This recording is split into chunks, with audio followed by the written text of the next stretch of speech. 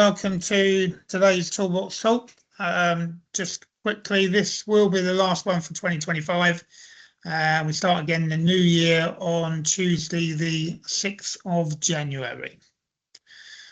So we're going to talk about Christmas closedown procedures. So the Christmas period often involves a full site shutdown. This brings additional responsibilities to ensure the site is left secure, safe and compliant with various regulations. Proper preparation reduces the risk of theft, vandalism, weather damage and hazards developing while the site is unattended. Now, each site will have their own set of rules and how they're going to do it. So we're just covering the basics which should be in place. So key hazards during close down could be unsecured materials becoming hazards in high winds or wintry weather, vandalism, theft or unauthorized access, frozen pipes, water egress and damage due to cold weather, a fire risk from electrical equipment or temporary heaters, incomplete work areas left exposed, and reduced supervision or emergency response while the site is empty. So pre-close down planning. You should review the construction phase plan, the RAMs and site-specific risk assessment close down requirements. Identify unfinished work that must be made safe or temporarily waterproofed. Confirm dates and responsibilities with the workforce and subcontractors.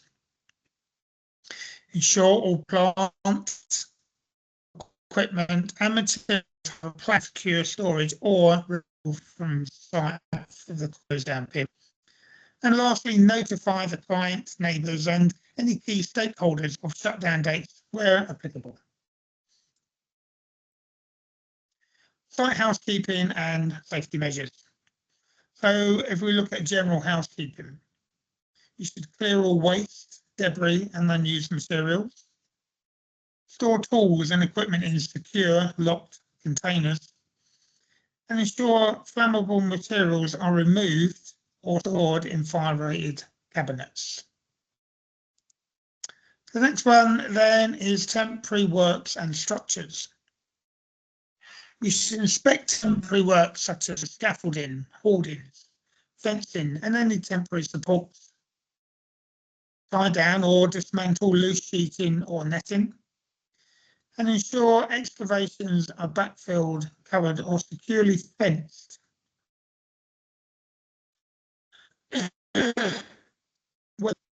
So you should protect open roofs, partially completed structures and exposed surfaces.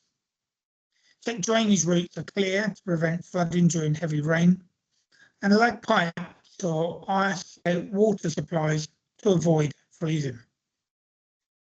Now I'm going to look at plant, tools and electrical safety. So plant and machinery. You should park plant if it's staying on site in a secure location or low to the ground.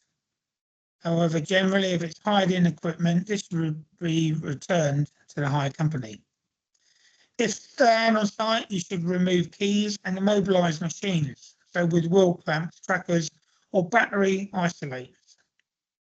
And then check fuel levels and fluids to prevent freezing. Looking at electrical equipment, switch off and isolate non-essential electrical circuits. Unplug portable tools, leads, chargers and site lighting, and inspect temporary electrics for damage before shutdown. Looking at generators and heaters. So turn off fuel supply lines. Ensure heat is safely removed or isolated, so no heater should be left running unattended. And then store any gas bottles in ventilated secure cages. Moving on now to site security. Check all hoardings and fencing for gaps or weak points. Ensure gates can be locked securely and display emergency contact information. Verify CCTVs, alarms and lighting are functional where installed. And maintain clear access routes for emergency services. If the site has security staff present, then make sure that all required documentation such as risk assessments and emergency contacts are in place. Documentation and communication. You should complete a Closedown checklist and record all actions taken. Update site diaries, temporary works registers and permits if required. Communicate emergency contact details to the team and key stakeholders. And ensure only authorised persons know how to access the site during the shutdown.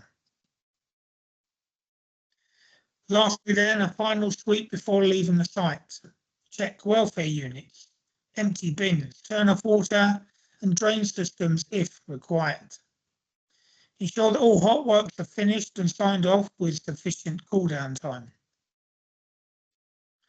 Conduct a final walkthrough with a site manager or responsible person. And confirm all locks, alarms and isolation active before departure. I'll briefly go on to reopening after Christmas, but this is going to be the first Toolbox Talk of the new year. But when you do reopen, inspect the site for damage, water leaks, vandalism or dangerous conditions. Check scaffolding, fencing, temporary works and excavations before allowing workforce back in. Test electrical and mechanical systems before re-energising. And refresh inductions or briefings if conditions have changed. So, in summary, a safe Christmas Closedown relies on good housekeeping, secure storage, proper isolation, and clear communication. Every team member has a responsibility to help tidy, secure, and check their work areas. And leaving the site safe protects people, property, and the project during the holiday period. Thank you very much. Have a good Christmas and a happy Hogmanay.